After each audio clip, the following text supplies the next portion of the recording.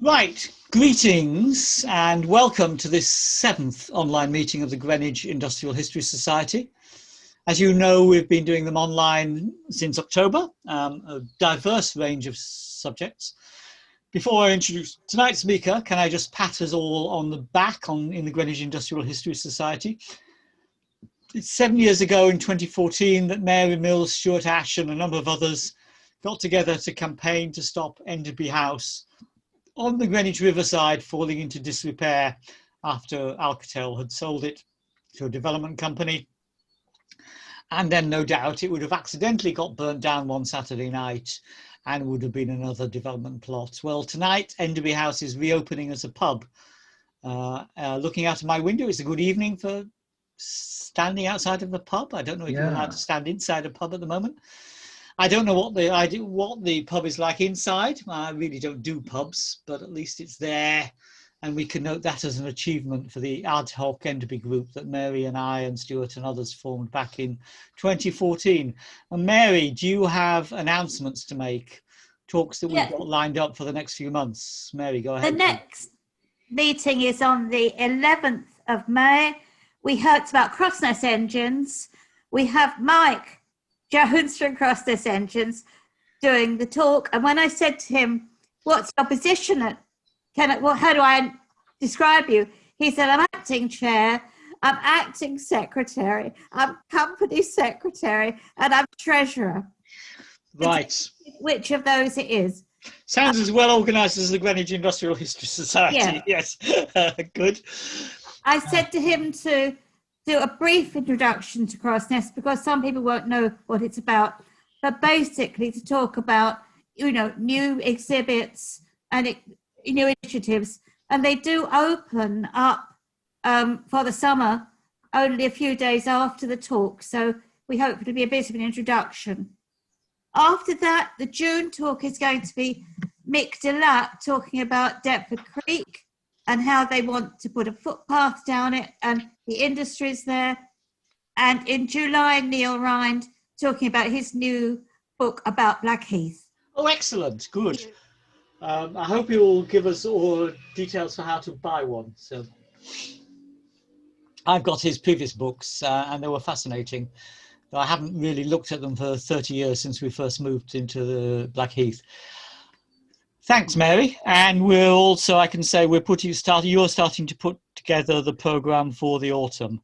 And obviously more details on our website or on the Facebook group.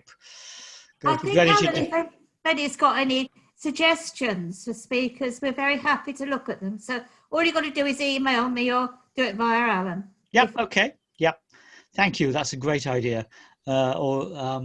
Yes, come to one of us.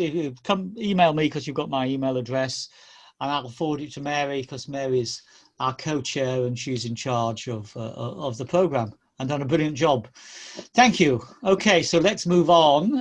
Right, as you know, because you've seen the publicity and that's why you're here, and that's why you signed up.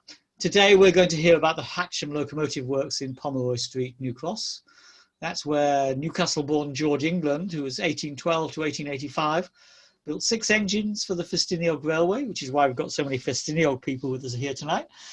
4 of them are still surviving and 3 are running and in regular use. And one little giant was dismantled in 1933 and used to supply parts for the other 4 surviving locomotives. I'm going to hand over in a second to Father Kevin Robinson. He's of Our Ladye Star of the Sea in Crooms Hill in Greenwich. If you want to ask questions, please type them into a box at the bottom of your screen. If you move your mouse down to the middle of the screen, you'll see a box. At the end, I'll read the questions out to Kevin and he can answer them and we can have a general discussion. Meanwhile, if you haven't already, please mute your mics and turn off your cameras. Thank you. Please do that now. And Kevin, thank you for tonight's presentation and the floor is yours. Kevin, over to you. Well, good evening, everybody, and thank you for having me. And I'm profoundly conscious that I'm in the company of people who will be far more knowledgeable than me on this particular subject tonight. So anything I get wrong or inaccurate or incorrect, please don't be embarrassed to correct me or bring me up to speed.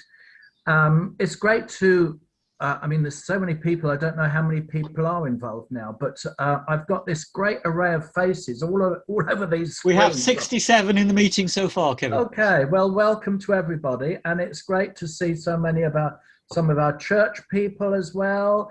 And it's great to see David Lampert, who is the former manager of the Boston Lodge Locomotive Works. And I'll tell you a funny story about him.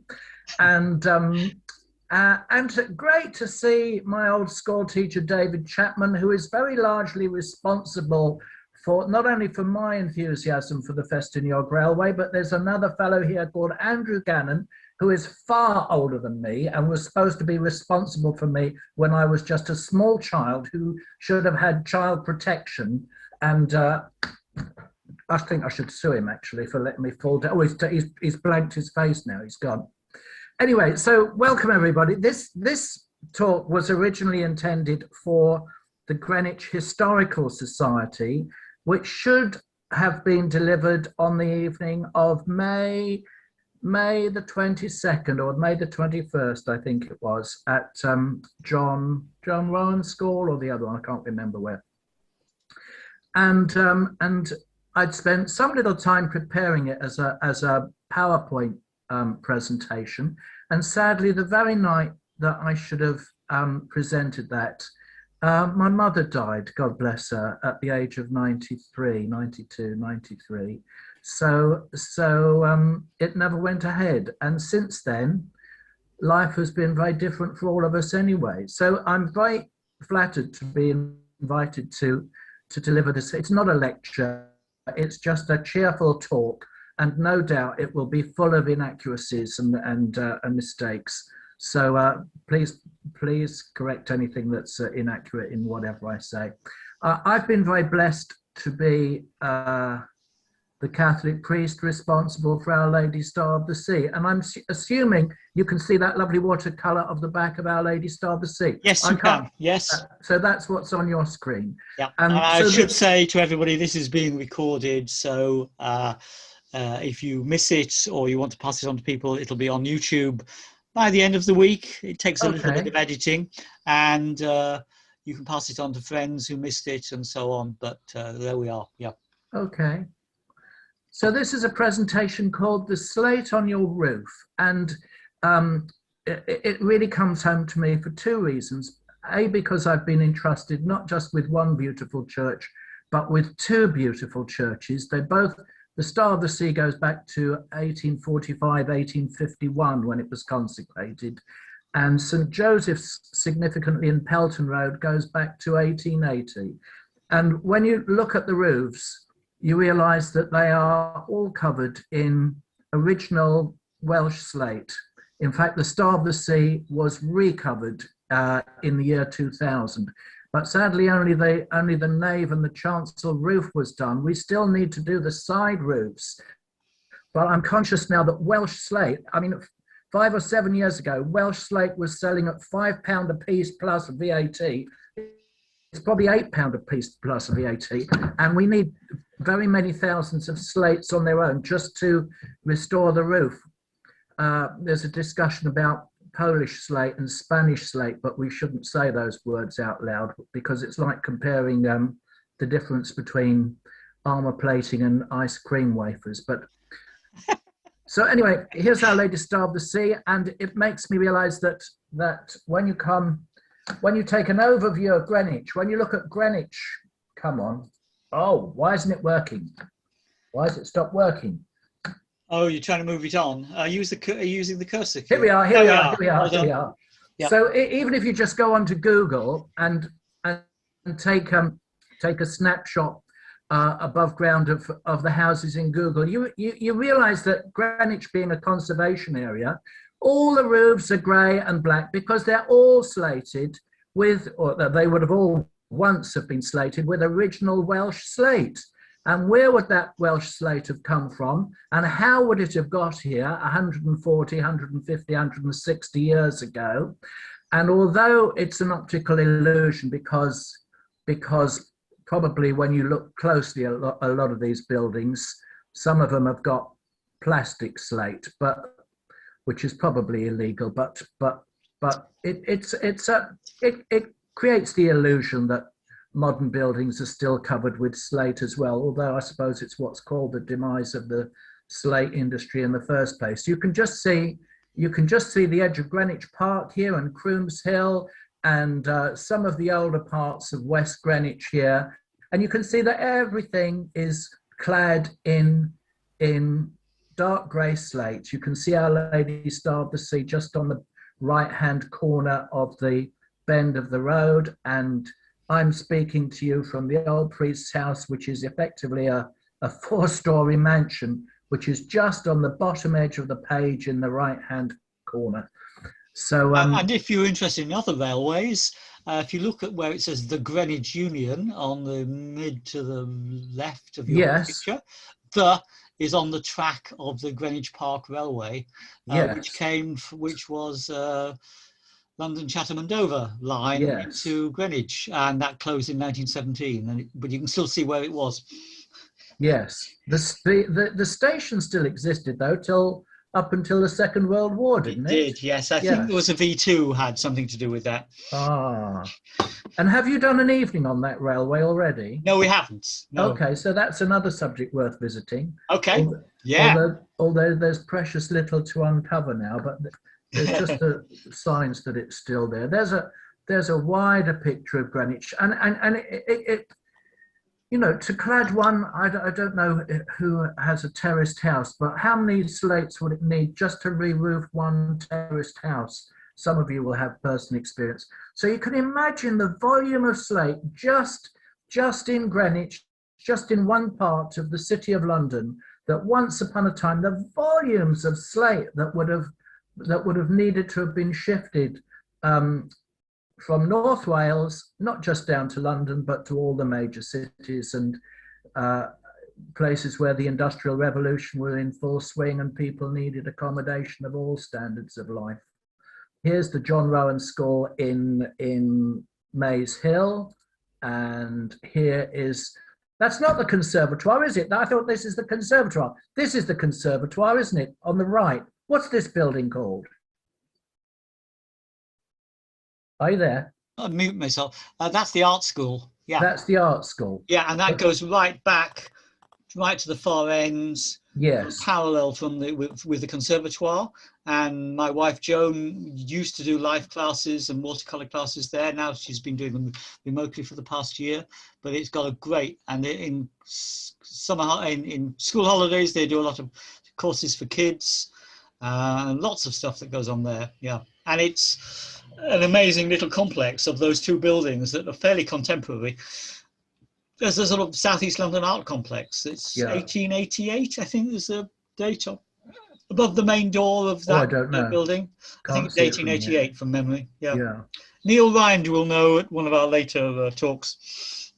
So everywhere you look in Greenwich, any building of any significance is always clad in Welsh slate, and when it comes to the time for repairing the roof, because most of these places now, the slate's 150 years old and the slates are delaminating and need to be repaired. The John Rowan School is an elegant building in Maze Hill that must have been built between the wars, and the art centre you can see, and the conservatoire was re-roofed since I've been here, and I'm dismayed to tell you, apparently in a conservation area, English Heritage gave permission for it to be clad in Spanish slate, but I might be getting myself in very deep water. But you know, the life expectancy of Spanish slate is certainly not going to be 160 years. I think you might be lucky to get 10 years out of it, but then by that time, everybody's moved on, haven't they? So this is where it all comes from. It comes from the great slate mines and slate workings, mainly at Ffestiniog, but all across that part of North Wales, Penrhyn, and nowadays you can go on an aerial runway that takes you at 120 miles over the remnants of the slate workings. I put my father on an aerial runway at I think we were at Penrith, I think. And you go up to 120 miles an hour, which is quite exhilarating if you're 91 years old. Ffestiniog. But how do you dig the slate out of the ground, and how do you get it 14 miles down to the coast? And then how do you get it from the coast down to London and the other major cities and places where the Industrial Revolution was creating all kinds of new buildings that needed roofing? This is Ffestiniog station, I guess in about 1960 from the age of these cars. Can anybody, that's a comma van, isn't it? I think that's a Hillman Minx at the back. Might be Hillman Minx at the front. Anyway, Ffestiniog, as it once was, and in many ways as it still is, because the great slag tips are still there, and you would have thought moss and grass and turf would gradually take hold of these great slag tips, but that's what they still look like today. Ffestiniog is 14 miles inland and 840 feet above sea level, which is quite a climb if you have to walk from the coast. A little railway was built from Portmaddock, winding all through the North Wales hillsides, right the way up, 14.5 miles. And all along the way, there were little slate workings and slate mines that had tram lines and tramways that could drop the slate down to the Ffestiniog at different moments. And the entire line, from beginning to end, the entire line was created to run on gravity. And the line was constructed before the advent of steam engines, and the wagons would be drawn by horses 14.5 miles all the way from Portmaddock all the way up to Ffestiniog, and then the horses would ride down by gravity behind the slate wagons in trucks that were called dandy cars. The whole line ran by gravity, which is an astonishing piece of civil engineering in the first place. Here's a map of North Wales as it is today, and the line that we're looking at is the red line. The blue line has a story all of its own, which also has an astonishing achievement to describe in recent years, because this line on the left is called the Welsh Highland Railway, has only been reopened about 10 years ago now. But so the entire line now is something like 40 miles long, although they are two separate railways. But it's the Ffestiniog with which we're concerned. Okay, to understand what went on, and this is where I'll get out of my depth, the River Glaslyn flowed out to the sea, and this fellow here called William Maddox was a member of Parliament for the town of Boston in Lincolnshire, but he was obviously an entrepreneur in all kinds of different ways. And he originally had a plan to build a causeway across the estuary of the River Glaslyn and reclaim all this farmland in the space behind, rich, fertile farmland. And at very, very great expense, he created this project to construct this stone causeway and dam off the coast of the estuary of the river and reclaim all this fertile agricultural land beyond the causeway that you can see here. As soon as it was built, there was a violent storm one night and it was breached. And he was bankrupted effectively, but he got some other mates together and they strengthened the whole thing, and it still stands there today. This causeway, which is called the Cob, is part and parcel of a much bigger story, because once the causeway had been constructed, the flow of the river and the tides sculpted out a perfect, well, it wouldn't have been a natural harbour, would it? It sculpted out its own little shipping port, which is how the local town is called Portmaddock. And I think that was just a fortuitous byproduct. I don't think they realised that this was going to happen. But the pressure of the tides and the changing of the currents sculpted out a deep basin in this part of the coast here, which allowed for significant ships to come and approach the coast and dock inland for all kinds of shipping to go towards Ireland and of course America. But at this moment, we're only in the very, very early 1800s. Here's an impression. I don't know how old this picture is. I don't know if it comes from that actual period, but here's an impression of the River Glaslyn and the agricultural land which has been rescued beyond. And there it is today, although it does seem pretty waterlogged. But there again, everywhere in North Wales is waterlogged all year round, isn't it? So I don't know if they grow watercress there. I'm not an agriculturalist. I should have had a decent geography teacher, and then he would have explained to me what they grow in the fields in North Wales. Here is an original picture of a gravity train coming down the line, and the Ffestiniog still runs gravity trains today. And one of the reasons that I have this passion with Andrew Gannon and others of my friends for the Ffestiniog Railway is because I remember with very great affection a very kindly and I suppose quite eccentric science teacher, but quite ambitious, and he wouldn't be allowed to do it today.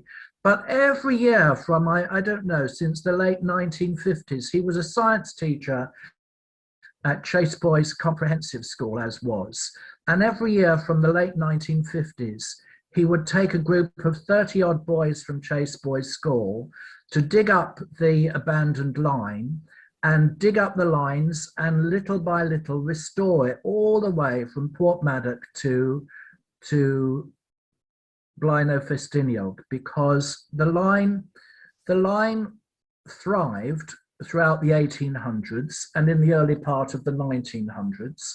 And then, of course, with the First World War heralded the end of the Industrial Revolution. After the First World War, all different kinds of building materials came in, such as man-made roofing materials.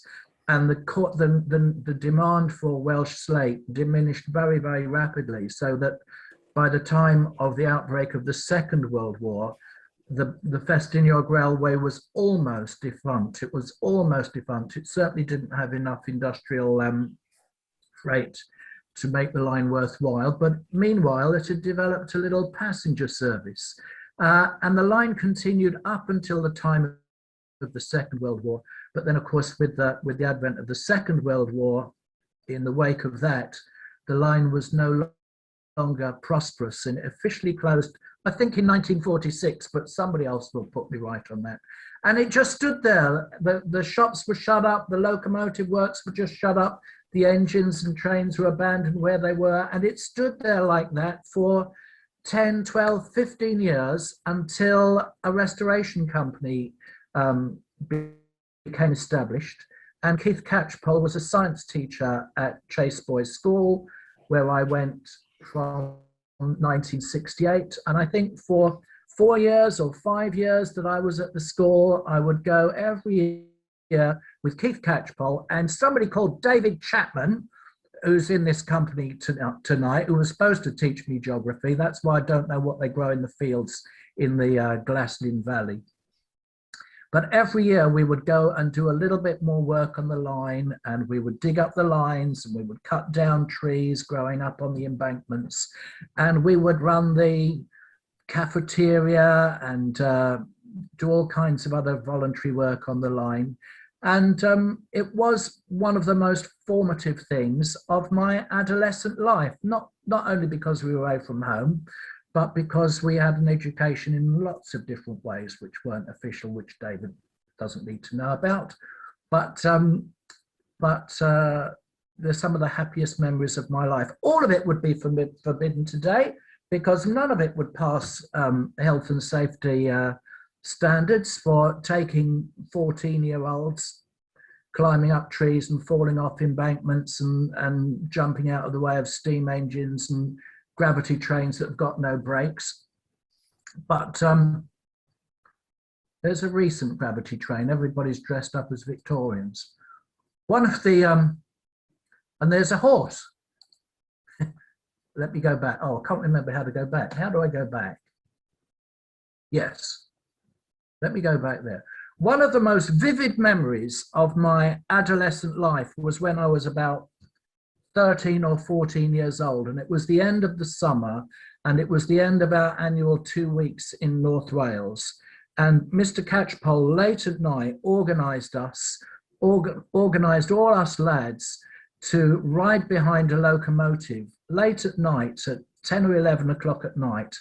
And the locomotive went from Port Maddock right to the top of the line. And it was our job as we went up the line to drag out all these little abandoned goods trucks, slate trucks that had been abandoned by working parties to carry your spades and shovels and pickaxes and goodness knows what. So all the way up the line from the bottom to the top in various little sidings, there were abandoned slate wagons that had been left behind over the period of the previous summer working months. And at the end of the summer, it was our job to ride behind one of the locomotives and in the dark to make up this huge train of empty wagons. And we got right to the top of the line, and then in the darkness, with 2 kids inside each wagon, they uncoupled the train, and the whole train ran. Wasn't quite the 14 miles because the top 4 miles of the line was still derelict. But we ran for 10 miles or 9 miles down to the Minford goods yard, where it meets up with the British Railways goods yard today. And it's one of the most vivid memories I have. Probably 1 o'clock in the morning by the time this train set off, and we'd gathered all the wagons together. And there were sparks coming off the wheels because some of the brakes were seized up. And there was a kid in each wagon with a handle that could wind the brakes on and off so that we could control this thing. And we went hurtling down. We went hurtling down in the darkness, clanging and banging and sparks coming off the wheels for 9 or 10 miles, all the way down by gravity. And one of the most memorable moments of my life, all the way down into the goods yard at Minford. And when you're riding in the darkness with no lights and no engine and no one in control of the whole thing, and this collection of wagons is just hurtling towards God knows where. I've always thought of it as a kind of analogy for life, because in the end, we're not in control of our own lives. And in the end, we just have to let go and see where the whole show takes us. And wherever life takes us, you just hang on for grim life with a kind of vague reassurance that somebody actually is in control. And that, I think, is a paradigm and a parable for my faith in God. That we don't know where life is leading us, but we do have a faith that in all the confusion and banging and crashing about, there is a God who's still got his hand on the brake, and he's still to some extent, but you just have to trust him and let go and see where it all takes you. And I preached this as a sermon one night about, it's probably more than 15 years ago. I preached this as a sermon in the little chapel. There's a beautiful little Catholic chapel in the village of Harlech, where Harlech Castle stands. And I have an old mate in North Wales, and I love to go up and stay with him. I used to help him when his mum and dad were coming to the end of their lives. And every year, usually twice a year, I go up to stay with my pal in North Wales. And from there, we go over to visit the railway and do other things as well. But because the elderly priest who runs the 2 little parishes of Barmouth and Harlech is on his own, and the 2 churches are 10 miles apart, on the occasions when I come up to North Wales, I always offer to assist him with saying Mass. And normally I go to say the Mass at the little chapel in Harlech. Well, this is going back 15 years or longer, when nobody really knew me up there. And I preached this sermon about riding down in the darkness in this clattering train run by gravity, with God knows where it was going to, except that we had to trust him. And somebody said to me afterwards, you do realise, Father Kevin, that the former manager of the locomotive department at the Ffestiniog Railway is in the congregation.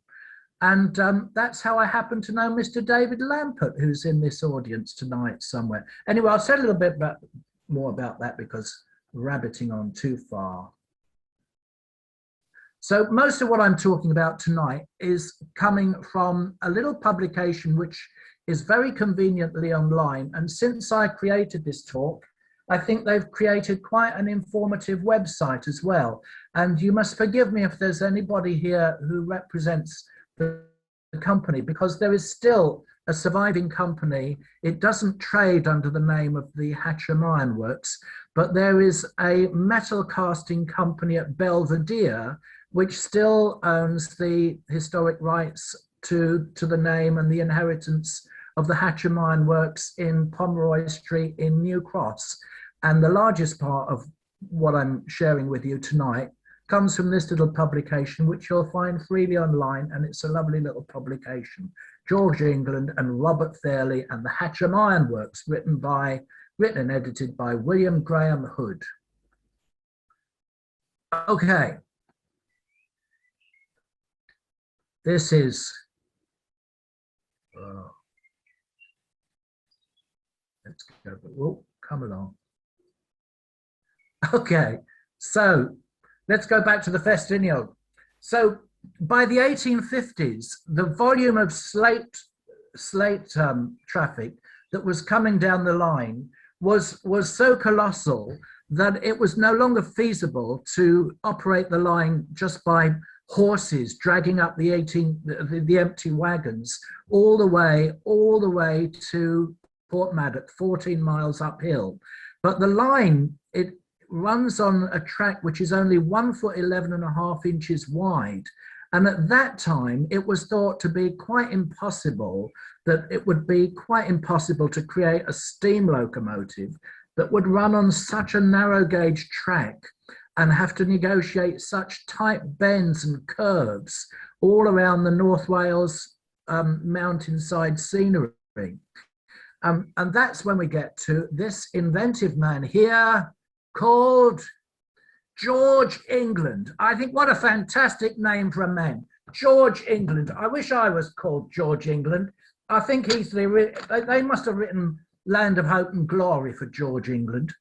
And one of the fascinating things about George England is that he was a really creative and inventive entrepreneur. And really, he was at his peak in the 1850s. And the 1850s, I think, is it's certainly the most extraordinary decade of the Victorian times. I'm tempted to say that the 1850s was the most extraordinary decade in British history in so many ways, because the 1850s was seeing so many things, progressive things happen in technology, in culture, in religion. The 1850s saw the foundation of the Salvation Army. The 1850s was seeing Catholic emancipation in full swing, and the Oxford movement carrying so many people like John Henry Newman into the arms of the Catholic Church, in whose legacy I stand today as a former Anglican. The 1850s is when Charles Dickens was at his peak. He wrote The Tale of Two Cities in 1858. The 1850s was when A.W.N. Pugin was at his peak, the architectural reviver of Gothic architecture. The 1850s is when Isambard Kingdom Brunel was at his peak. I think Pugin dies in 52. I think Brunel dies in 54, 56, something like that. I can't remember the dates now. And then on top of that, you've got Charles Darwin writing The Evolution of Species.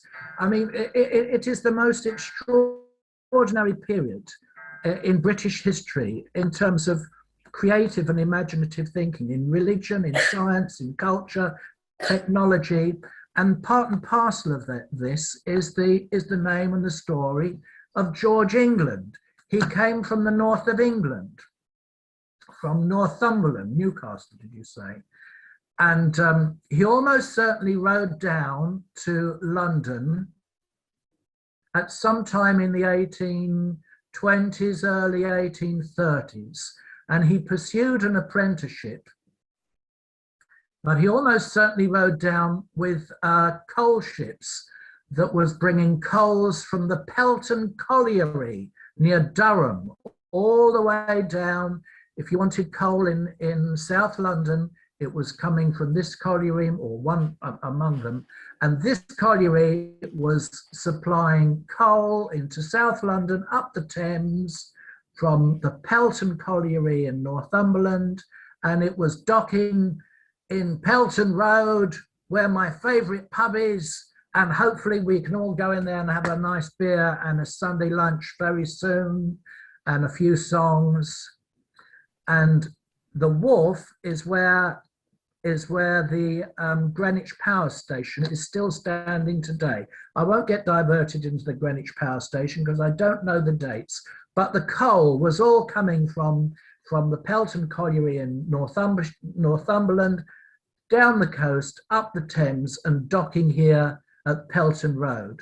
And most likely that is how our friend George England travelled down to London in search of his fortune to complete an apprenticeship, and blagged his way through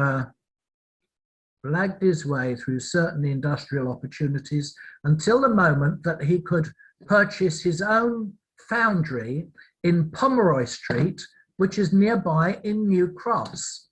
And George England created these 6 imaginative little locomotives, and they are all called England locomotives. And these extraordinary little engines were supplied to the Ffestiniog Railway to haul the empty slate trains all the way up to the top of the line instead of using horsepower. And the most extraordinary thing is that of these 6 little engines that were all built in the 1860s, 4 of them still survive. And not only are 4 of them still survive, but 3 of them are actually running. Prince is supposed to be the oldest running steam locomotive anywhere in the world. Little Giant, Mountaineer disappeared, I think, before the turn of the 1800s. So Mountaineer disappeared exhausted and completely beyond use fairly early on, and they probably raided it to provide spare parts for the other running locomotives. And Little Giant was still extant up until the eve of the Second World War, but it was no longer salvageable, and that was raided for spare parts for the other 4. And each of the 4 locomotives has its own unique story and history, but back in 1968, when the line had only been restored for about 8 or 9 miles, Prince was the first locomotive that the Preservation Society was able to get running again, and our school teacher, Mr. Catchpole, used to drive the engine from the bottom of the line all the way to the top. This is how the locomotives look today. This is how the locomotives have appeared since about 1870. But when they first came out of the Hatcham Ironworks, they didn't look like this with a cab and a saddle tank. They look like this. The little square tank engines. It's difficult to believe that locomotive there is the same as that locomotive there, but it actually is. One of the things I remember learning in philosophy is what is the definition for something to remain the same? You know, if something, can you actually say that's the same locomotive in 1867 that we see today in 2021? And I remember one of the things in philosophy is that in order to say that something is still the same, it must have an unbroken passage of time throughout history. So that, in other words, as long as you can say that we can trace its continuous story without any abrogation, then it is the same engine. It's been modified and repaired and restored, but it is still essentially the same engine. I'm intrigued by this little pair here. They seem very affectionate to each other, but which is quite progressive in Victorian times.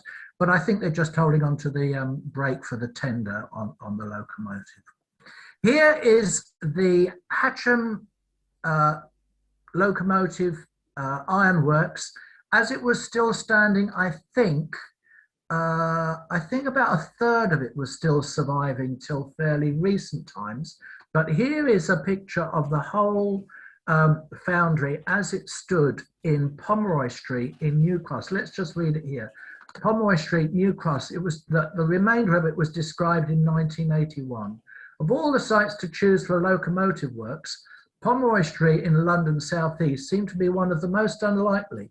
For all that there was and still is a railway about half a mile to the east and another quarter mile to the west, there was no physical connection. Now, this locomotive works was building locomotives of every shape and size. I think they must have been building locomotives for Brunel's wide gauge as well. And Brunel ran his trains on 7-foot lines, I think. If you remember, I was talking about 1850 being the most creative and imaginative and progressive decade. And perhaps the greatest emblem of all is the Great Exhibition in 1851. The altar of our church was exhibited at the exhibition by William Wardell. Pugin had his own stand at the Great Exhibition, and George England exhibited this locomotive. I don't know what gauge that was constructed to, and it's not known what happened to this locomotive, but that established his name as being up there among the very bright lights of steam engineers at the Great Exhibition of 1851.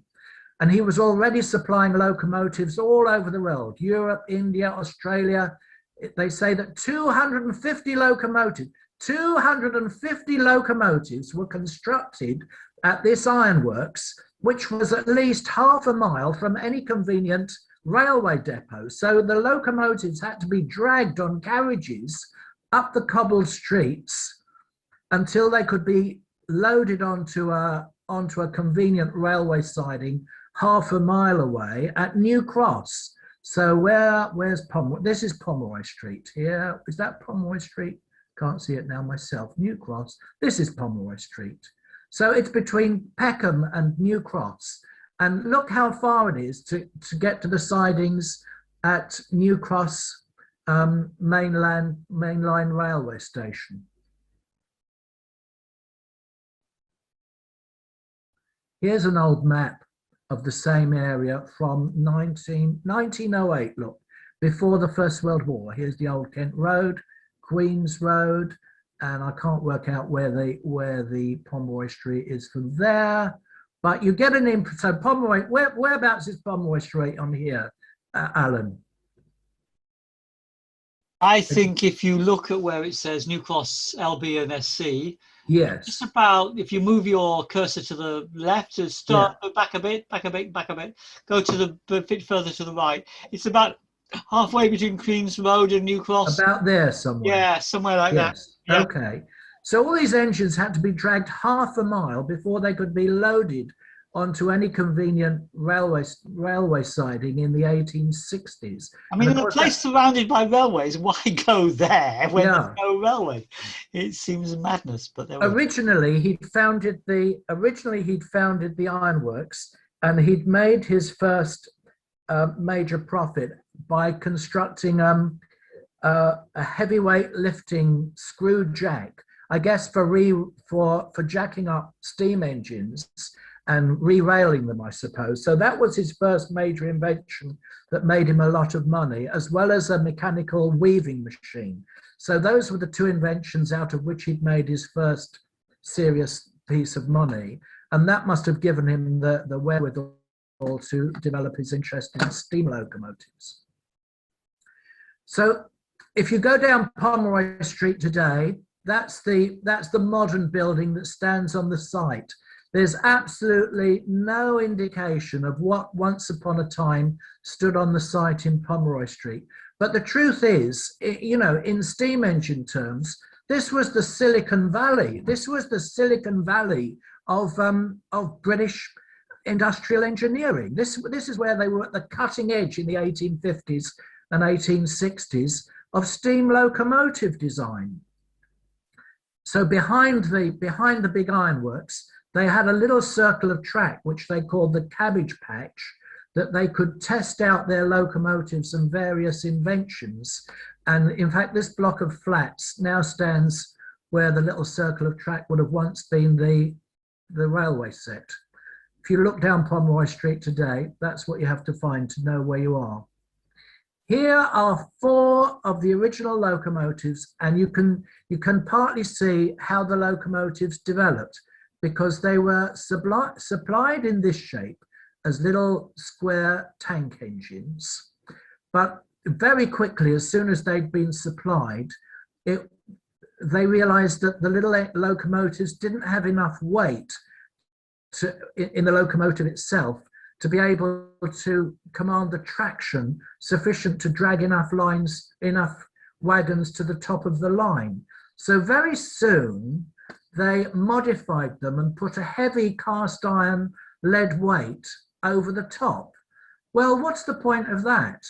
This is just a solid dead weight which they lifted onto the top of the tanks here and here. What's the point of that, when in actual fact, instead of little square tanks, you could put a saddle tank like that, which would hold half as much water again. So here is, I think the Princess is numbered as number 1 because it was the first one to be delivered. But the Mountaineer was the first one to actually be completed in the factory. I don't know why Princess was delivered first. And I think that one is Welsh Pony, just before the Second World War. Here's the Prince. So there were 6: Prince, Princess, Mountaineer, Lord Palmerston, Little Giant, and Welsh Pony. And Little Giant and Welsh Pony were the last of the 6, and they were very, very slightly larger. I think the wheels were half an inch larger. David Lampert will put me right. They were just very slightly larger and very slightly more powerful. And Welsh Pony and Little Giant, the 2 that you can see here, were supplied in this shape when they left the factory. Princess was delivered all the way to Carnarvon, which was the nearest accessible mainline standard gauge railway depot. But then the locomotives had to be dragged right the way across the Cambrian Mountains before they could be delivered to Portmaddock and the Ffestiniog Railway. So here is an image of, I think this is Princess being delivered in 1863, right over the Welsh Mountains. And here's Princess as it was still operative sometime before the Second World War. But Princess, of the 4 that are surviving, Prince is said to be the oldest functioning locomotive anywhere in the world, but it has been quite heavily modified. Welsh Pony and Palmerston were just complete wrecks in the 1960s and 1970s when we were kids going up to North Wales, and they just stood as just rusting wrecks behind the loco, and we used to climb on them and imagine what they felt like when they were once working. And yet the astonishing thing today is that they've been restored. Here's Palmerston, but Palmerston was just originally like that. After the war, they used it as a static boiler to supply steam, a static source of steam into the locomotive works. That's what that locomotive was looking like. That's what that locomotive was looking like in the 1970s.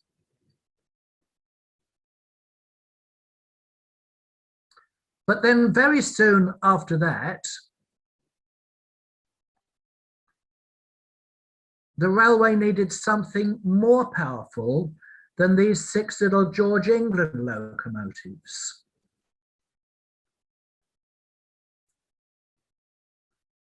Because the increasing freight coming down the line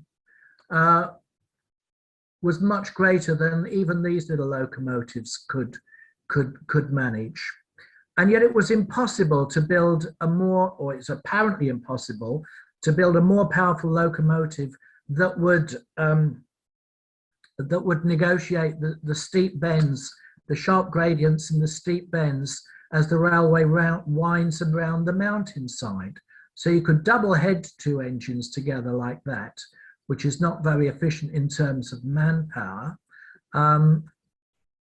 But it needed an even more imaginative inventor to come up with a new idea.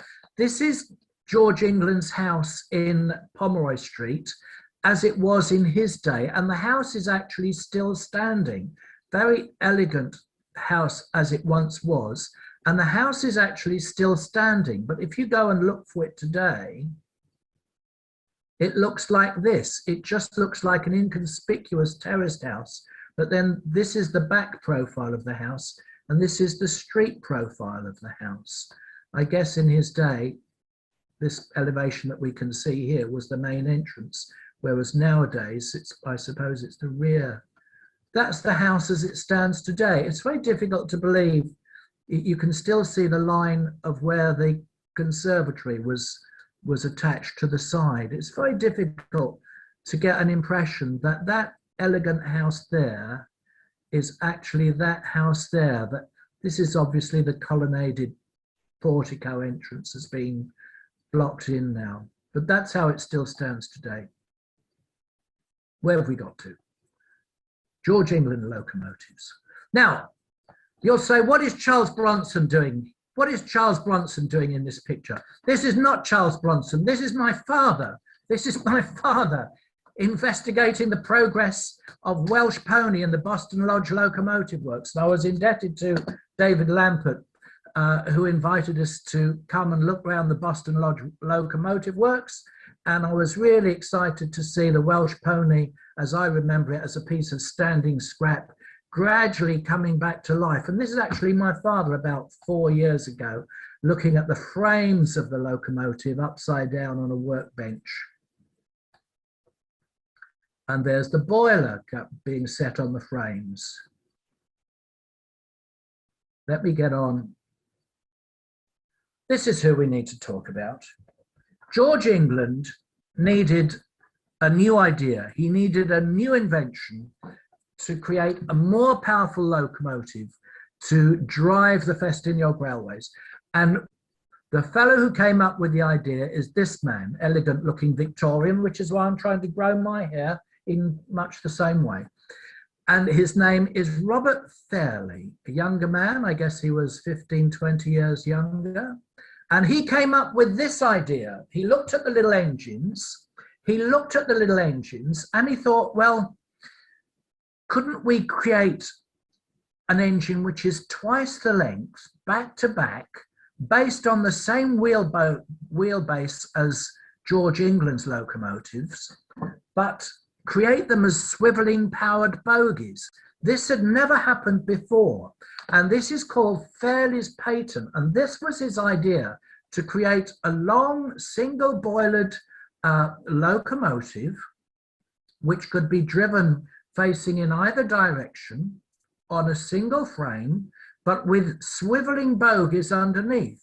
But the really complicated thing is, how do you get steam pressure out of a high pressure boiler by some kind of swiveling articulated device to power the mobile bogies underneath? And this was the invention he came up with. And I guess at that time, the most creative part of the invention must have been the articulated joints that ran from the boiler and down into the bogie. Now, don't ask me how he created them and how they worked and how they kept the pressure in, but that's what he managed to do. And he came up with a locomotive which he called, oh, I've jumped the gun. I've jumped the gun. Let me see. He came up with the locomotive, which he called the Little Wonder. The Little Wonder. What basically 2 England locomotives back to back with 1 straight through boiler, but it could negotiate the bends and tight curves of the Ffestiniog Railway. And it wasn't just twice as powerful as an England locomotive, it was said to be nearly 3 times as powerful. Now then, the reason all these pictures are coming up here is because England in Victorian times being what it is, there's always a little story of intrigue.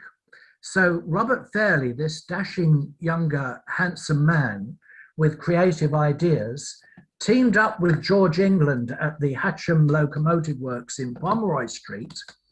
But he very swiftly fell in love with George England's daughter, who was called Lizzie. Scandal, horror. And they wanted to be married. Robert Fairley wanted to marry Lizzie. I think she was only 17 or 18. And George England would not give his consent to allow his daughter to marry this young upstart with sideboards, to marry his daughter. So they ran away together. They ran away to Spain. They eloped, they ran away together, and they got married in Spain. Now, don't ask me how that works in terms of civil marriage and the registry office and passports and all of those sort of things, but they must have had a Catholic marriage in Spain, I suppose, and it would have been a valid marriage in Spain. George England went absolutely berserk, and he demanded that they return home immediately, and he immediately prosecuted Robert Fairley in the civil courts. And it was a national scandal that reached the attention of Her Majesty the Queen, and she was not amused. George England saw red, and he was going to take Robert Fairley all the way to the cleaners, and so he did. He initiated a major civil action against his own business partner for having kidnapped and stolen his beloved daughter. And it went all the way to the London courts, I guess, to the Old Bailey, and it made the national press at the time. Mind you, there's more to George England's story than meets the eye. Because you remember I've been talking about the 1850s and all of those creative inventors and cultural figures, Dickens, Darwin, Pugin, Brunel, Bazalgette. Joseph Bazalgette was building the London sewers, part of which went right under George England's house in Pomeroy Street. And George England, being an engineer and an enthusiast, he would waste no time in exploring the new sewer tunnels. And so it was said, the rumour went around that George England could wander along the new sewer tunnel passageways to meet his mistress at the end of Pomeroy Street, who lived several doors down, and George could visit a certain lady whose fancy had taken his attention, and he could secretly rendezvous with her by wandering through Bazalgette's new sewer system right underneath his house. So, ladies and gentlemen, if you ever want to meet a fair lady, your opportunities might change if you go through the sewer system and emerge in her garden, coming up smelling of roses. Let's get back to Robert Fairley and George England. Let's get back to Robert Fairley and George England. It made the national press and scandal, and the Queen was not amused, and Robert Fairley was going to go to prison. Except at the very last minute, it emerged that Liza, George England's beloved daughter, was never legitimately conceived in the first place, because George England had been previously married before and had kept that quiet. And the lady with whom he lived in more recent times and with whom he'd conceived his beloved daughter was not even his legal wife, which meant that Lizzie, not her, she's not Lizzie, which meant that Lizzie, this one is Lizzie, which meant that the lovely Lizzie was not the property of George England, because as you know perfectly well, daughters are property, daughters are their property of their devoted fathers, and nobody must take them from them because they are property in the unless they've been illegitimately conceived, in which case apparently they're not the property of their fathers at all. And at the very 11th moment, the very 11th hour, the case was thrown out of court and the case collapsed, and Robert Fairley never went to prison. In fact, they were married and they went on to have children of their own. Anyway, you'd have thought that was the end of the story, but business is business. And very soon the two men were working on their latest creation, the double Fairley patented locomotive, and the first one of which was supplied from the Hatcham Iron Works in Pomeroy Street in New Cross and delivered all the way to the Ffestiniog Railway in North Wales, and it proved to be so successful that it could negotiate the tight bends and the steep gradients, and it could pull far more wagons. Look, it says here, in 1869, this brilliant invention could draw 111, I shouldn't think the railway owned 111 slate wagons. So it was the most revolutionary and wonderful invention, and it put Pomeroy Street at the very cutting edge of steam locomotive technology. And you would have thought, well, in that case, why isn't Pomeroy Street the heart of the British locomotive industry today? Tragedy struck, and as George England advanced in life and the locomotive depot flourished, the locomotive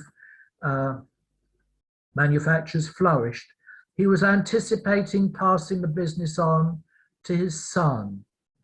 But his son tragically died at the age of 26, and George England became a very broken man when his son died. Meanwhile, Robert Fairley's patent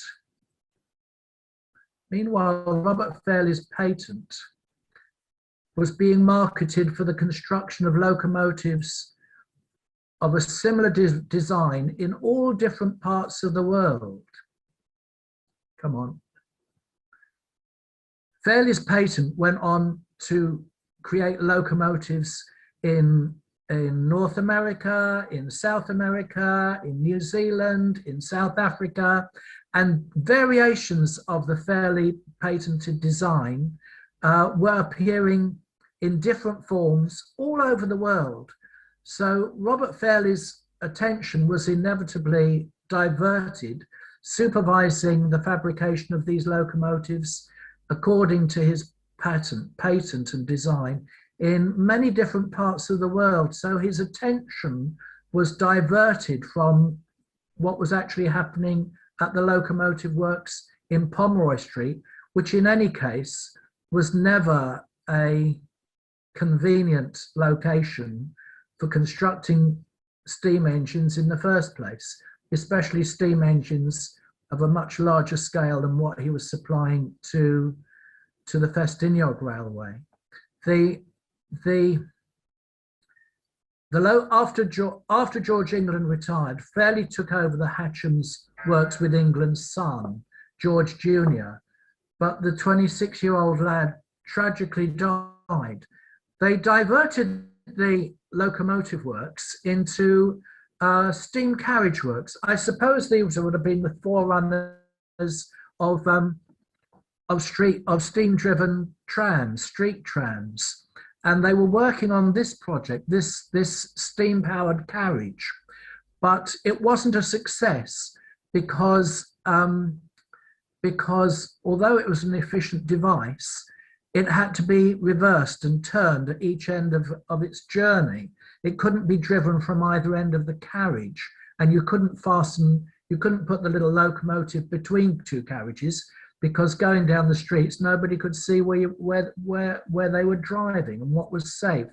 So his steam carriage project was a failure, and the Hatcham works began to go into decline because Fairley's attention was being diverted supervising such creations as these in so many different parts of the world. All these weird and wonderful inventions, but they all have their roots in Pomeroy Street in New Cross.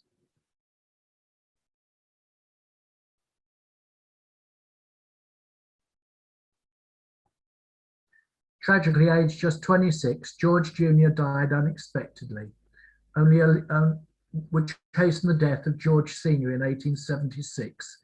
Fairley's patented locomotives were now being constructed all over the world, forming the new Fairley Engine and Rolling Stock Company. He began to travel as a consulting engineer for railways, granting licenses for his locomotives to be built under supervision. More than 330 patent locomotives were being built in various locations, being exported to 21 countries on every continent. Apart from the steam carriage and Little Wonder, only 4 further locomotives were produced under the company name at Hatcham. England had produced some 250 locomotives of all shapes and sizes at the plant during his regime. Although the ironworks continued under various titles in the production of all kinds of ironwork, the glory days had passed. In 1873, Fairley went to Venezuela to survey a new line. He contracted sunstroke, a fever and blood poisoning, and he never fully recovered. Though he continued to work and travel and carry out his business, Robert Fairley died aged just 54 on the 31st of July, 1885, and is buried at West Norwood Cemetery. The day that, I'll go back to him. The day that these are the double Fairley, I think, are there 4 double Fairley locomotives now, or there will be when James Spooner is reconstructed. The day that my mother died, or the day that she effectively had her terminal stroke, I had gone to visit West Norwood Cemetery in London, which is not far from us here. West Norwood Cemetery is a fascinating place of its own because it's one of the so-called Magnificent Seven magnificent municipal cemeteries that were constructed in the early part of the Industrial Revolution, because the health issues concerning burial in London were beyond a disgrace and a scandal, and the little churchyards were a very, very severe health hazard. But that's another story in its own right. So Robert Fairley is actually buried at West Norwood, and I went in an attempt to try to find his grave, which is still extant, as you can see there. Although this time, 2 years ago, it was so heavily overgrown with brambles, it was impossible to approach it and get close to it. Robert Fairley is buried in West Norwood Cemetery. The gravestone survives and stands nearly 6 foot tall and has the following inscriptions: Robert Francis Fairley, age 54, and his wife Lily, that would have been George England's daughter, who outlived him by another 30 odd years, look, till 1907, but she was still only 63 then when she died, and their children also buried there. This is the entrance to the West London Cemetery, to the West Norwood Cemetery. If you've never had an evening on the Magnificent Seven, that's a great subject in its own right. I can't remember all the names: Highgate, Brompton, Kensal Rise, West Norwood, Manor Park. Can't remember the other 2 off the top of my head. You can visit the catacombs and go under. I should have taken that image out. I just have such a passion for these extraordinary locomotives, And I'm very proud of the fact that all the Little England locomotives began their lives in New Cross. And New Cross would have been the Silicon Valley of Victorian steam engines. And it's even more impressive to see how the Ffestiniog Railway has resurrected itself and has refabricated these abandoned locomotives. I mean, this one I think is Palmerston, and I don't know how much of Palmerston was actually salvaged, little more than the feasibility of using it as templates to fabricate complete new parts from scratch. But they're such evocative things, and they fill me with tremendous affection and enthusiasm. And that is Welsh Pony, which was finally put back together, and I think it was put back on the rails nearly a year ago, last July, but nobody could be there for the grand first steaming, except for a select few. So there it is now, all beautifully lined out. So I just want to encourage people to go and visit the Ffestiniog Railway, to think about the slate on your roof and where it came from and how it got here, and to pay tribute to the fact that these engines were all supplied from New Cross in 1860. And since I wrote this article, the next exciting thing is that they're actually in the process of constructing a replica of Mountaineer, which was the first England locomotive to go missing. But they're going to construct a replica in an identical form to the way it was when it first left the factory. And it just fills me with great sense of affection and enthusiasm. I think that's enough. You've had enough now. It's time for a glass of wine. It's time to go to the Pelton Arms and share a few beers. The reason, let me go back to that fellow. Let me go back to here. So, yes, I don't know if David Lampert's still watching, but you remember I told you the story that I was preaching at Harlech, and he said, I must take you to look around the locomotive works. And we got up early in the morning, which for me is 6:30 in the morning, is very, very early in the morning. I had to go and meet David, and we went to visit the locomotive works, and we got there at about 7 o'clock, just when the engines were being polished up and steamed up. And I remember when I was at school, I used to sit next to a lad in English, and we used to talk to each other and say, what are you going to do when you leave school?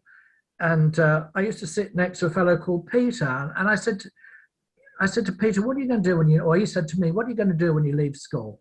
I said, well, I'm going to be a vicar. He said, yeah, you're going to be a vicar. Yeah, right. Yeah, of course you are. You're going to be a vicar, aren't you? I said, yeah, I'm going to be a vicar. I said, well, what are you going to do? He said, I'm going to go and work on the Ffestiniog Railway. I said, no. I said, I don't mean what are you going to do for the summer. I said, what do you mean? What are you going to do when you leave school, like for a proper job? He said, yeah. He said, I'm going to go and work on the Ffestiniog Railway.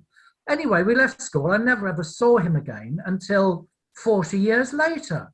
And early in the morning, as the sun was just beginning to rise over Boston Lodge Works, and Mr. Lampert was taking up the steps that go from the roadside and straight into the side of the locomotive works, there was I think it was Linda was being prepared to go out and work the traffic for the day. And I looked at this fellow.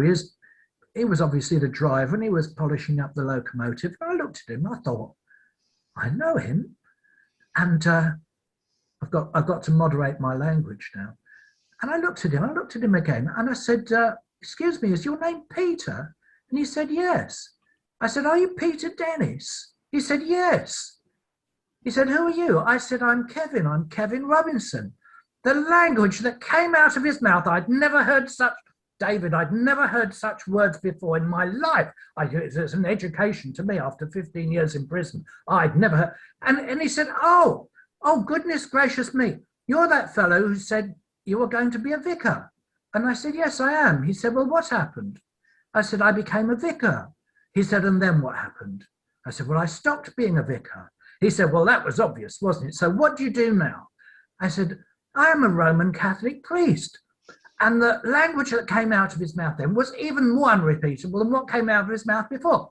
And Mr. Lampert had to say to him, Peter Dennis, we do not speak to anybody who visits this locomotive works like that, least of all somebody who is here as the Reverend Father Kevin Robinson, who has come here as my special guest today. And I don't know if Peter was able to join us in the, you're not a congregation, are you? But you are a collection of steam enthusiasts, I hope. But if Peter Dennis is out there, it's nice to see you again, Peter, and I hope you're still driving the engines. Anyway, that's enough. You've heard enough. You've heard enough about these stories. Here are different examples of the double fairley locomotives that are still running today. Only one Ffestiniog Railway locomotive, double fairley, was Little Wonder, was built at New Cross. The others were built elsewhere, including in the Boston Lodge works themselves. This is, although this looks like a Victorian locomotive, this is a replica built at Boston Lodge in the last 15, 20 years. And I think it's a fantastic achievement what this little line is able to do, largely with enthusiasts, but with very gifted and skilled engineers who are keeping the line alive today, and not just keeping the line alive, but creating replicas and resurrecting locomotives that are not among the oldest locomotives in the world. They actually are the oldest locomotives in the world. Murden is the only original surviving double engine from the 1860s, which is still on the road, which is still on the rails today. And there's another in the Transport Museum in York. Murden Emery's, as you can see, has had various incarnations. That's how it looks today, and that's how it was running in the 1960s. And that's how it was looking in the 18s, and probably the 1870s, with little half cabs like that. They're just such charming, and that's the locomotive. This locomotive was running in the 1970s, but they've preserved it as it is without changing too many of the pieces as a historic replica. That's the same locomotive there, which you can see today in the Transport Museum at York. Enough. It's time. Thank you, Kevin. It's time for a nice glass of wine. Yes. I hope I haven't bored the living daylights out of you. No, that was excellent. Thank you. Type questions in the box at the bottom if you have questions for Kevin. It was fancy. You kept comparing it with Silicon Valley. And I think that was really good because fairly, you know, after we wound down production in the Hatcham Ironworks, basically sold his intellectual property to other companies around the world, which is exactly what companies like Arm, which started in Greenwich, came out of Acorn and other high-tech companies in the Cambridge area. It basically doesn't have any production of its own. It licenses intellectual property and designs, and it was 150 years ahead of his time, which is interesting. Now, have we got some questions? Type them in. If you go to the middle where it says chat, you can type in your question, and I'll just run through. How do I see the chat? Move your mouse to the middle of the screen, and it says security participants chat, just to the left of their screen. I've got mute, stop, share, pause, annotate, remote, more. It says chat. Well, if you can't, I'll read them out. Chat. Wait a minute, chat. Okay, I got it. There was an interesting. We talked about the Greenwich Park and Nunhead Railway. Jeff Marshall, who's a railway enthusiast, was, I'm not sure if he still is associated. Is that David Whittaker from Chase Boys School as well? I can see. I don't know if you'd like to unmute yourself, I think it Dave, is. and say hello. Is that Mr. Whittaker from Chase Boys? I know he's a friend of David Chapman, and we used to go on their veteran bus to Brighton. Right. Go on. Anyway, the Greenwich Park, there was a great video posted on YouTube a couple of days ago about the Greenwich Park and Nunhead Railway. If you go to YouTube and search for London's Lost Railways, right. Jeff's video is there on YouTube. He's done a series of 7 so far. This week's was number 7, and he's got another few coming up, but he did Nunhead to Greenwich Park. Very quick. And then I sent him a picture of, I think might be a relic of the Greenwich Park station. Joel Harrison said, what do they grow in the fields in North Wales? They grow sheep. Yeah. And Dan Hayden says there's an article in London's Industrial Archaeology number 3 by Dave Perrett and Oliver James on the Hatcham Ironworks. Might be worth looking up. Newcomb Glarus members. Not of complimentary comments about you, Kevin. Mike Marriott says the Magnificent Seven were not municipal; they were built by private companies, and then yes, that's true. Yes, that's true. When the profits ended, that's true. But following an Act of Parliament, and yes, that's true. Somebody would like us to talk on Our Ladye Star of the Sea at some point. And what else have we got down there?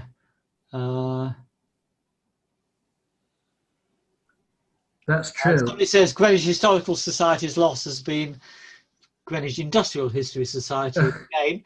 But then, when it's on YouTube, we can point it out to them, and they can possibly, unless you'd like to renew it for the Greenwich History Society.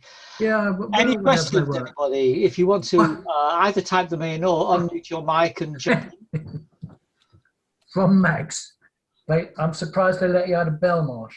Yeah. Would you like to explain what the Belmarsh connection is, Kevin, in case people are confused? Yeah, I was 15 years a Catholic prison chaplain, 11 years at Belmarsh. I had a bumpy ride out of Belmarsh after 11 years, but I think they'd had enough of me and I'd had enough of them, truthfully. But yeah. Max says his father was a railway signalman for 24 years, 1949 to 73, and often spoke about old steam lines he loved, including the Ffestiniog. And he probably visited that area in the late 40s because he did his Royal Navy training in that region.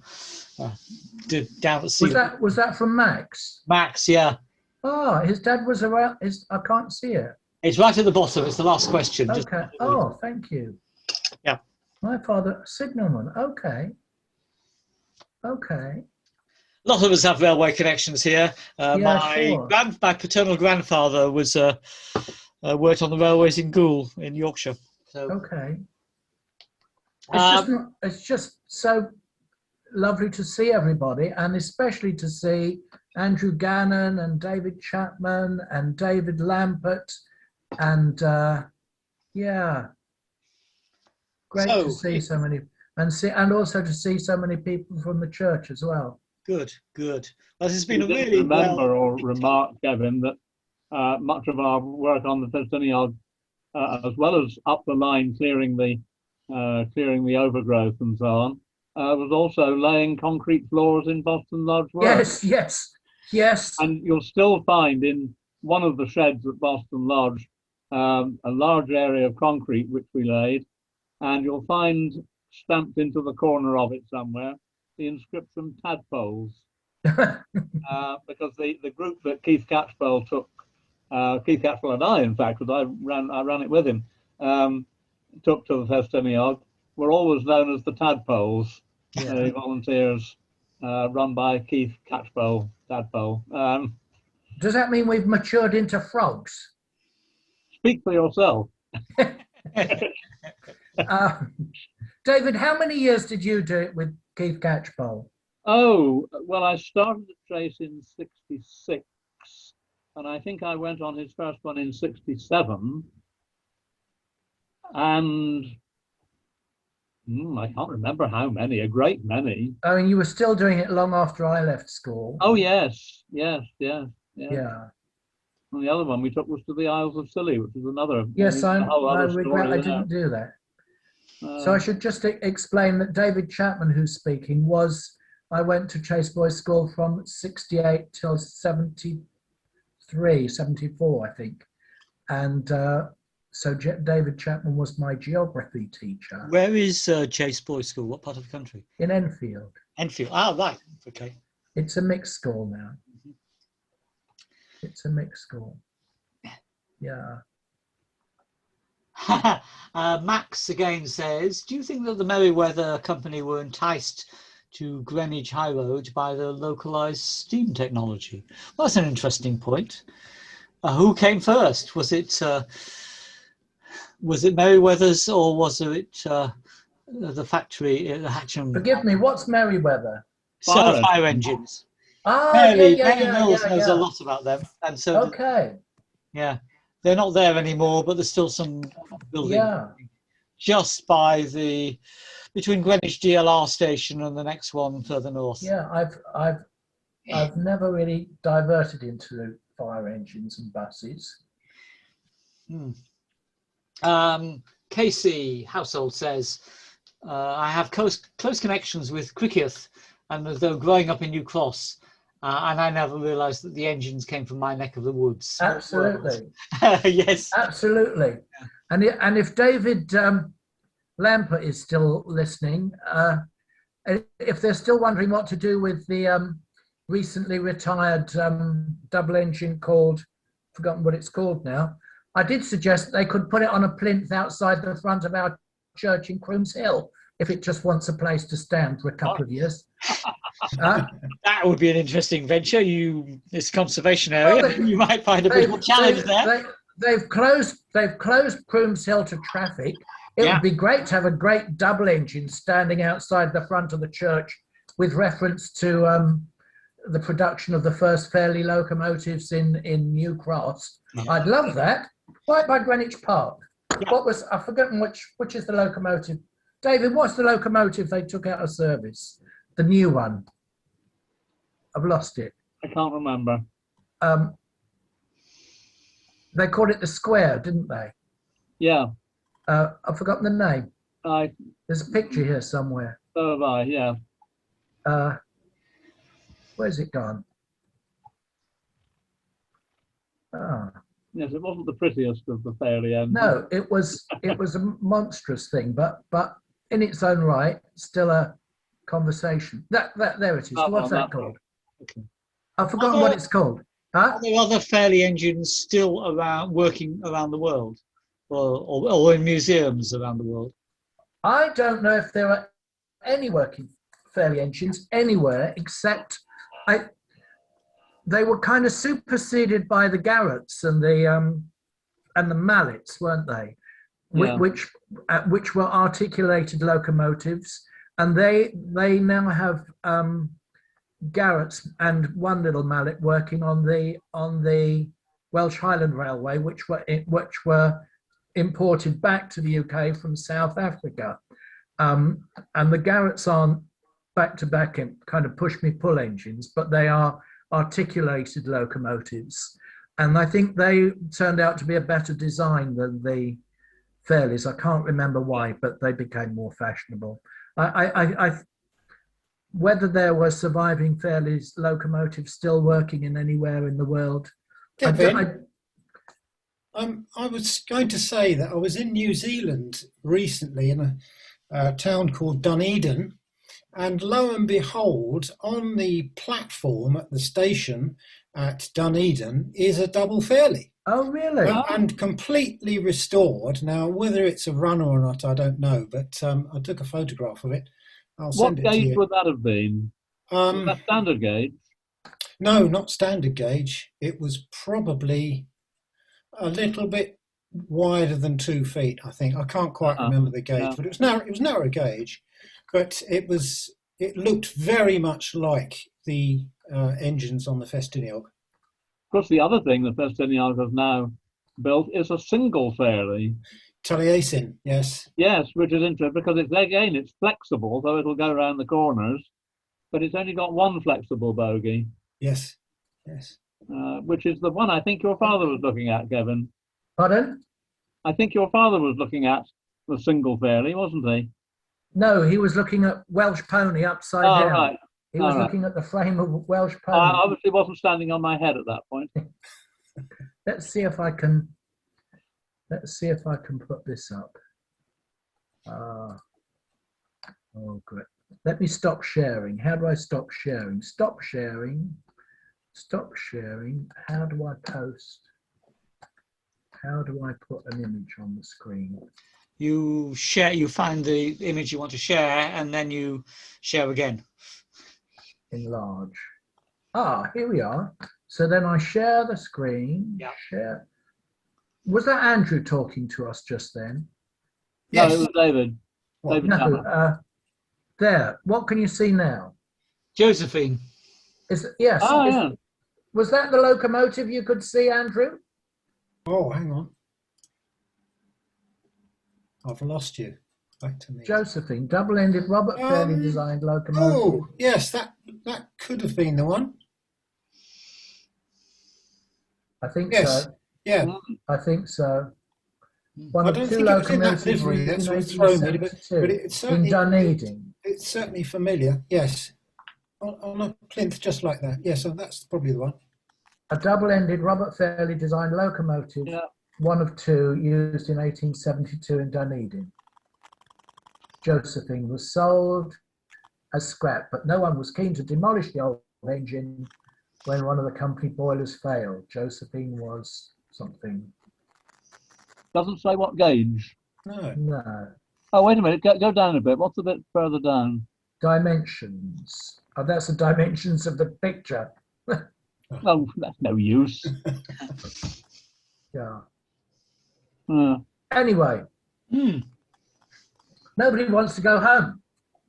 Well, I need to go downstairs because it's going to be supper time. So Yes. really, if any more questions, Roland says, worked for a number of years at Rollins Street off Ilderton Road and had no idea this factory existed there. I believe there is a 009 NG model loco in planning stroke production, not made the shops yet.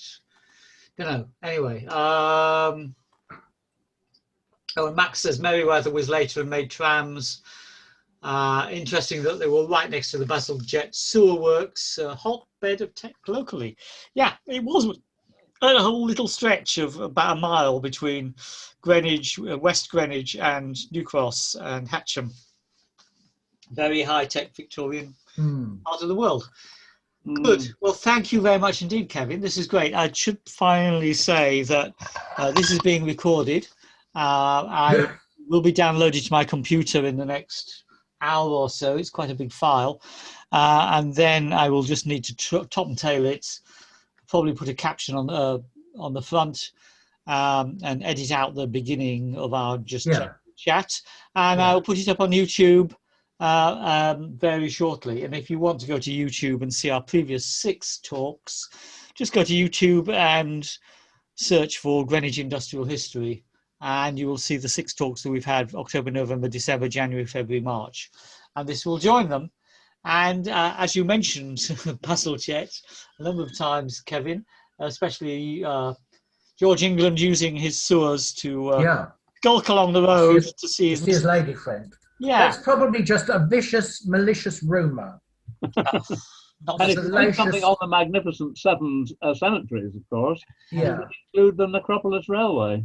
Yes, that's another story. Yes, that's another whole story. To Brockwood. Anyway, as Mary said, we'll be going down to the far end of Bazalgette's works for Crossness for the next talk in early May. So keep an eye on our Facebook page. Has anybody run a visit to the Crossness engines? 30 years I've been in South London. I've never been there. No, I'd love to take my grandchildren there. Yes, that would be something good. I think they're closed at the moment. I guess they might be opening in the next week or two. Yeah. As lockdown eases. But Martin and Alex says, thank you. We look forward to the Crossness talk. He worked. Whoever is writing, Martin or Alex, works there. So should keep an eye on our Facebook page, Martin / Alex, and we will let you know. And Mary said our talks are normally the 2nd Tuesday in the month, which would make it the 11th of May. So put that in your diaries.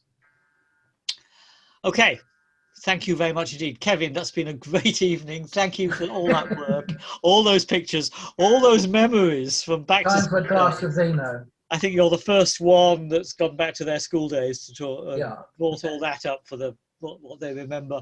So thank you so much. And thank you very much. And have a good God bless. I don't know Thank how you, to switch it everybody. off. And if you do get that engine outside Our Ladye Star of the Sea, Yeah.